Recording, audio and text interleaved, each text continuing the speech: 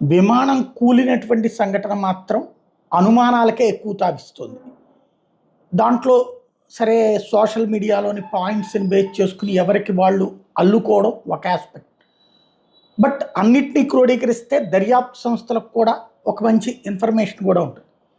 For example, ఒక ప్రయాణికుడు ఒక tweet చేసుకొచ్చాడు, అంతకుముందు నేను దాంట్లోనే ప్రయాణించాను, అహ్మదాబాద్ దాకా వచ్చాను, ఏసీలు పనిచేయట్లేదు, ఫెసిలిటీస్ బాగాలేదు, నేను వీడియో కూడా తీశానని ఆ వీడియో కూడా పోస్ట్ చేస్తే లక్షలాది మంది చూశారు.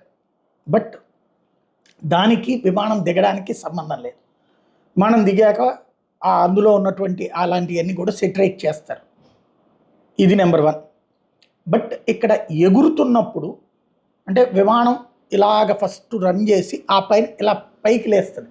ఈ లేచే టైంలో సరిగ్గా పని చెయ్యకపోవడం వలన జరిగింది అన్నటువంటిది నెంబర్ 2. ఇప్పుడు అయితే